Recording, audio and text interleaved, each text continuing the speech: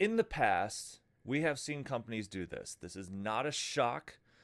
Whenever companies are doing poorly in terms of their sales of their consoles, they do things to try to get those consoles into consumers' hands, to try to push units, right? We've seen this over the years. We've seen it, and I'm specifically talking about Sony with the PlayStation 3. They did a lot of things back then, right? They stripping out different things from the consoles, what worked, or keeping what worked, and then stripping out what didn't work. Console revisions, rebranding, all of that stuff. What I'm going to be talking about is what Sony did, and third parties were on board with this too. Some made it onto the 360, some didn't.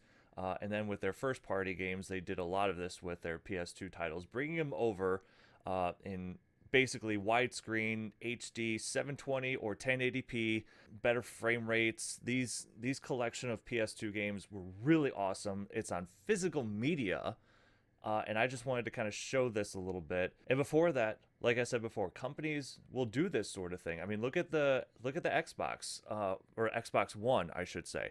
When that came out, that thing was failing like right out of the gate, and we all know the story about that. Them pushing the whole DRM BS on us and everything like that. That was not good for them. They ultimately killed them, well, nearly killed themselves, and so they had to do everything to try to get units into consumers' hands, to push those units, right?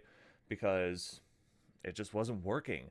So they did the backwards compatibility program, which was basically 360 games, but most importantly, the original Xbox games. That was a big deal. Sony didn't have to worry about that with the PS4. They didn't care about that. They were sitting high on that wave of success. They didn't need to do that stuff. The best that they gave us was like bringing some PS2 games digitally, but you had to rebuy them for like 20, $30 or whatever. And it was kind of ridiculous. So companies, when they do bad, they will do everything, even stuff like this. So let's get into what was on the PS3. I have a few of these.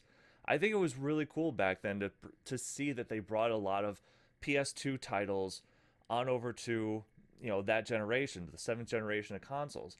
So the first one we'll start off here with is Metal Gear Solid Legacy Collection. Now this is exclusive to the PS3. However, there is a Metal Gear Solid Collection, HD Collection, that was on PS3 and 360. This is basically that, but with a lot of extra stuff. You can see on the back there's a lot of titles, but most of them are digital. The ones that are on physical disc are Metal Gear 2 and 3 from PS2, and then Metal Gear Peace Walker from the PSP. There were even some PSP titles that were brought over to the PS3, and I think that's really cool because you have not only the improved visuals, right? You've got better controls because you've got that second analog stick, and that has helped out a lot with some of these PSP games. This is a complete copy, as you can see. It's got the sleeve. There's a little book inside with all the games released. This has gone up in price. I got this kind of a while ago now. I got this for a very good price. It is, last I checked, a little over $100. So if you try to find this, good luck. So that's an expensive one. Metal Gear Solid Legacy Collection. Oh, and it also has a copy of Metal Gear 4 on it, but I have the standalone copy right on my shelf, so it's nice to have a spare, I guess. The second one here is Zone of the Enders.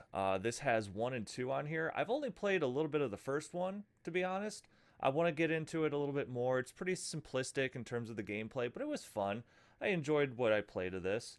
I believe this came on 360 as well. So there's another one there. Next one up, we got from Square, Final Fantasy X and X-2. Now, this is funny because I think this is on 360 as well, but I know for a fact this is on everything else. This is on PS4, Xbox One. This is on the Switch. I believe you can get this on PC. So this is pretty much everywhere, but I have it on PS3. Played the crap out of these back on the PS2 days, but I found this for a really cheap price, like single digit. I think I paid like $6 for this. But yep, that's one that's on PS3. This one right here, again, like I said before, Sony did a lot of this before a lot of these third-party companies brought these out. But because I remember seeing this one and I was excited for this at the time. This is Ico and Shadow of the Colossus combination. I love Ico. Ico is actually one of my favorite games. I actually have Ico for PS2. It's right on the shelf over there. But yeah, I love playing it here. It's the best way to play it, for sure. And I definitely recommend getting this because it's still very much affordable. So there's one there. Capcom was actually on board with this too, and I know this made its way over to 360 as well. But Devil May Cry, you got all three Devil May Cries, 1, 2, and 3. This one I picked up recently. I picked it up about a week and a half ago, and it was a brand new copy. Silent Hill HD Collection. This has 2 and 3 on here. Now, quick little thing I want to say about Silent Hill. Those games are going up. I was actually really surprised to see how expensive the actual PS2 games, because again, these are PS2 games, and seeing how expensive they are. Each of these start off, and heck, even the Origins game and Silent Hill 4, The Room, they all start roughly the same, around 110 or 120 bucks, at least when I looked it up on eBay, and they can go up to almost $200. So if you were to get 2 of these games on the PlayStation 2, at minimum, you're spending $220. Why would you do that? I don't think any games are worth hundreds of dollars. And then at most, if you spend for like the higher priced, again, depending on who you buy it from, but if you could be spending up to like $400. Like, why? I got this brand new for like 23 bucks. And I said to myself, you know what? I'm going to get this now because sure enough, even the PS3 titles, the Silent Hill games that are made for the PS3, those have even gone up to about like 60, 70, even like 80 bucks. So they're shooting up in price. How this was still cheap at the time when I got it, I have no idea. But it's here now and I have it. And again, it's the better way to play those games. I mean, it's cool to play the original ones on the original hardware, which is the PS2, but I have them right here. So, and I didn't have to spend that much money on it. Speaking of the collections that are pretty pricey, this one here, Sly Cooper Collection, or the Sly Collection. I picked this up at a retro game store in my area, and it was going, what was it, 16 bucks. I saw this online because something went off in my head, right? Something was telling me, like, I feel like this game is going for a lot more online. And I don't know what it was. I had that feeling. Sure enough, when I got home, I looked it up, and I seen mint conditions go for like 60, 80 bucks, somewhere in between there. And then brand new copies were going for like 100 bucks. What? How did I get lucky with this? I don't know, but I have it. I haven't tried this one out yet. I'm hoping to dive into this one here pretty soon. So, but I have all 3 of those. Picked this one up over at the same place, the Jak and Daxter collections. I did jump into playing the first one, and I was like, I could understand why people like this. You know, I could understand how people would talk pretty positively about it after playing a little bit of the first one. People always say that Jak 2 is always the better one, so I'm going to jump into that one here pretty soon. But yeah, this one is still pretty affordable. This one here is the God of War Origins collection. This has 2 games on here. It's the PSP games, Chains of Olympus and Ghosts of Sparta.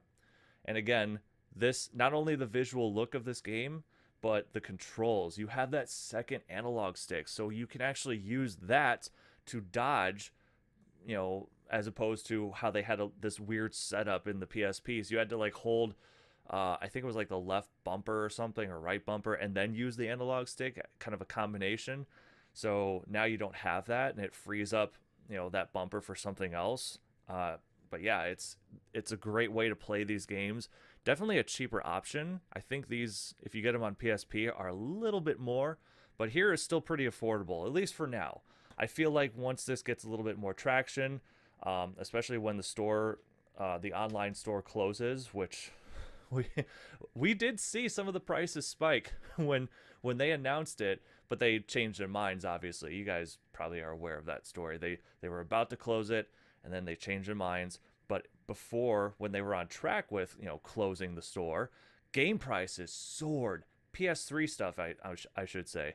that stuff went up. I was so surprised because some of the games that I already have, like 3D Game Heroes, Folklore, and heck, even a lot of cheaper stuff, right? Like stuff that was in like single digits, like that stuff climbed up, but it's slowly come down a little bit. It's just a matter of time though when once they officially say that they're going to close the online store, those games are going to soar, man. So now is the time to strike on this stuff if you're really interested. And I'm really glad I started mine. I think I started mine like 2 years ago, about a year and a half, 2 years ago, when nobody gave a crap about it still. And these games were dirt cheap. The last one that I have here is another God of War collection, but this is the PS2 games. It's 1 and 2. And I think this is the one that started it all.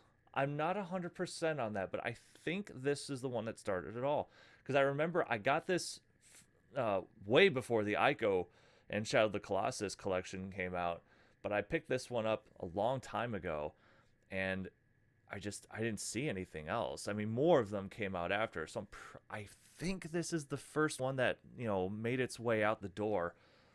Just kind of bringing from the PS2 over to the PS3. There's a couple other ones that I need to get. I'm keeping an eye out for those. So hopefully I can acquire those at some point. But these are the ones that I have here. And again, as I said before, it just shows that like companies that are hurting to get more units out to the consumer, to try to push for those units to get them out there, they will do anything and everything to make that happen. Even things like this. I mean, like I said, Xbox did the same thing with their backwards compatibility program. They're not doing it anymore. I just want to point that out. They stopped doing that a while ago. And then this at the time, this was just a nicer thing, in my opinion, because everything here is physical. That's what I really liked about it back then. So Sony, it just proves too that Sony was in a situation where they had to appeal to everybody and they had to do everything to be consumer friendly. So I just think it's a really cool thing to have. I wish more games came out. I really do. I wish more PS2 games got this kind of treatment and that we had a bigger bigger list of HD remastered games on the PS3, because this is a really cool thing. Like I said, there's a few other ones I want to get my hands on. And after that, I think that's pretty much all of them. But anyways, that's all I wanted to talk about, because that was a little bit of history with Sony and the PS3. Wasn't a good start, but they ultimately did finish just edging out the 360 in terms of sales anyways, and and in terms of popularity. They had some good exclusives. They had this, like I said, all of these remastered games brought over. That's going to do it for me. I hope you guys enjoyed the video, and I will see you on the next one.